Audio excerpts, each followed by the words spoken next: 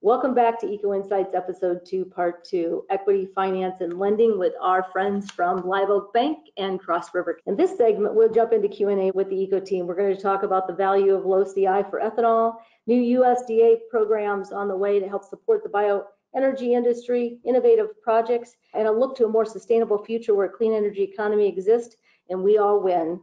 So one of the areas that I work in quite a bit is the ethanol, and ethanol's been hurt badly on the demand side by the pandemic response and the lower transportation. Prices are beginning to recover a little bit today, but the harm has been significant. And so when you were talking about one of the things that we're focused on is helping the production lower their CI. So lowering their carbon intensity for the ethanol that they're producing, either through renewable natural gas projects or through carbon capture and sequestration.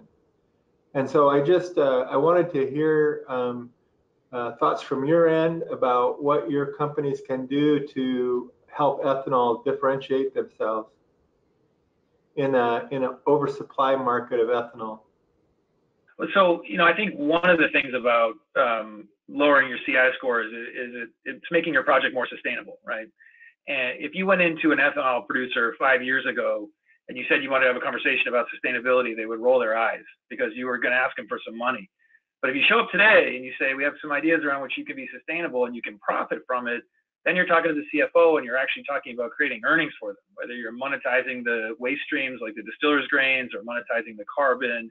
Even if that CI score isn't available today, it might be in the future. And so what that's creating is tangible, quantifiable opportunities for ethanol producers to not only lower their future CI score, but also actually profit from their waste streams. And so there are solutions that can be provided to those ethanol producers in the form of a service that get very interesting from a project finance perspective. The developers can go to ethanol producers and on a fairly no money down basis, offer them an ability to augment their current production process, make it less linear towards, terminal waste, upcycle some of those byproducts and profit from them in the short term and hopefully over the long term as the CI score improves. I'd agree. In the short term, what I can say is we've worked with just a small handful of ethanol refiners recently under the CARES Act and helped with some stimulus relief under the Paycheck Protection Program. And then, of course, there's the EIDL, which is available directly through the SBA Disaster Relief Fund. And the USDA has announced a biorefinery assistance program that is a temporary allocation from the federal budget to provide working capital loans to biofuels refiners. And there's probably going to be some further announcements about additional capital that can be available through some newly created programs. So I would pay attention to that and talk to your local USDA agency and representatives to see what kinds of programs are available. Those could be some potential short-term solutions. And then just echoing and agreeing with Aaron's points, we are seeing some ethanol refiners start to look into augmenting their existing facilities with some sort of lower CI enhancement, whether that's addition of biogas for power generation. We're seeing a lot of that, and it can work in a lot of instances. So I work with a lot of, I would say, innovative projects on the front end.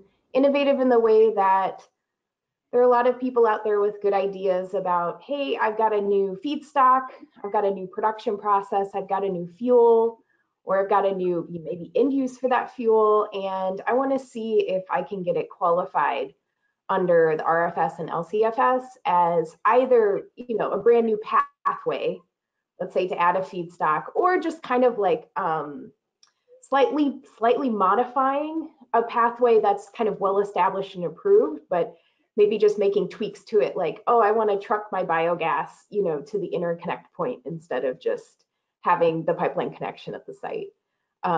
So we see the whole gamut of kind of people with great ideas, and we help them engage with the regulators to see on the front end, hey, is this going to be acceptable? But what I find is that it does take some investment up front to do that kind of engagement, either maybe performing some kind of preliminary carbon intensity analysis for CARB, whether that's submitting a pathway petition to EPA, having meetings with the regulators and that kind of thing. And this can take time too. And so for me, I kind of find, I guess, when does investment come in? And for your companies, at what point would you want to start working with one of these people who has a great idea? Does the pathway have to be well established? Do they have to have already performed kind of a preliminary carbon intensity analysis? Or is this something that you would start working with them, I guess, through those pieces, through that process? So we're providing senior loans. So we're typically the last into a project. We do provide construction financing to a certain extent, but I would say for the most part, banks are probably going to prefer an established pathway and not want to take that pathway risk. So a good plug for senior debt would be to get the project functional, operational, commissioned, pathway approved, and then place the leverage. That's probably what most lenders are going to prefer. That said, though, we do still encourage that kind of creativity and those sometimes novel projects that either have proprietary technology or processes. And we have worked with several. So we do have a couple of existing projects that are first of its kind, and we're evaluating several others. And we found that they do have competitive advantages that are worth that risk. So I think you'll find some lenders in the space are creative that would encourage and potentially take the risk on a new pathway or maybe just modifying an existing one. But I'd say for the most part, bank debt will probably come later in the process. Yeah, I think there's when do you start working on it, and then when do you start having conversations with those developers? And in the world in which Cross River exists and where I was at Ultra, we were talking to developers quite early on, typically over a year before they needed their capital, just to build a relationship and get to know them. I think you have to separate between whether you're working with a waste stream or whether you're working with a purpose-grown feedstock.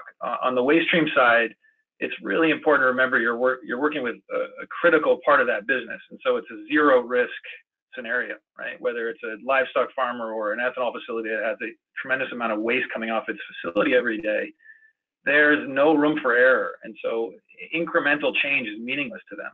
In fact, nothing short of a long leap change that upticks their income and makes their life easier is something they're going to do, because they can't risk all the problems that occur if that waste stream goes sideways on them. If that risky new technology doesn't work and 1 million pounds of manure starts spilling into the local stream, or there's no one to pick up the DDGs, you have a real problem on your hands. So it's not just that it works a little better and makes a little bit more money. That's not enough, right? That's not enough for the current operator to go through the headache of actually changing everything. But the good thing is that technology is improving, software is getting better, AI is getting better. So the efficacy of new technologies and the ability to iterate on new processes is increasing at a geometric scale. So over time, particularly now, a lot of first-time commercial scale facilities can be put under the microscope by a tier one engineering firm, and the result is that there is de minimis scale-up risk, which really used to be the killer for a lot of these projects. So that there's a big shift coming in the market right now where it is going to become feasible and profitable to start investing in these technologies. I think that one of the critical challenges from the investment side is, what kind of investor are you, right? And a project finance investor is very different from a venture capitalist, which is actually very different from a private equity fund. The returns on that capital are different. The controls over the project are different. Sometimes you're at the corporate level with equity sitting on the board versus project finance where you're neither. You're not on the board. You're not taking any corporate equity. So there's a wide swath there of capital available for these projects. But I think the time is coming where more and more capital is going to come in and start supporting these developers early, particularly if there's something there other than just a critical feedstock agreement or a relationship with a farmer. So in the situation where there is IP at the holdco level, developers will be able to probably find more success raising money for their early development and commercialization. Yeah, you have to really be solving somebody's problem right now in order to raise capital and then actually deploy your project into the market. Yeah. Can you talk a little bit, either one of you, about the types of projects that are filling that space from a technology perspective or a fuel type? I think we're seeing more of an emphasis So with specific regards to agricultural operations, we're seeing more of an emphasis on the water recovery and the nutrient recovery. So we're seeing more proprietary technology on sort of the post-digestion and post-biogas process. Yeah, that makes sense. Yeah, we've seen a push both from the farmers and from the integrators and the processors, and this is talking about both slaughterhouse waste and on-farm manure. So we've seen a big push in that direction. Yeah, I think on the manure side, I recently participated in something called the Manure Innovation Challenge, which was sponsored by the Yield Lab, and that was a sort of a startup accelerator meant to support and mentor a cohort of initially over 60 startups that were working on upcycling manure waste streams into something more than just biogas, or converting it into biogas in a way that was much more efficacious. And the finalists ended up having some very innovative, interesting technology. So there's certainly more technology coming to that space. And on the agriculture side, yeah, definitely water is becoming a key issue. Nutrient upcycling becoming a key issue, and corporations are finding it increasingly profitable to bolt on smaller technologies like carbon capture, as an ancillary part of their project that doesn't cost a lot of money, has a shorter term ROI, has in some cases no technology risk. It just solves a small little incremental problem, but steers them towards a more sustainable future. Thanks for listening to part 2 of episode 2. We heard all about a more sustainable future where clean energy economy exists and we all win. Great takeaways. Stay tuned for part 3 and 4 coming up.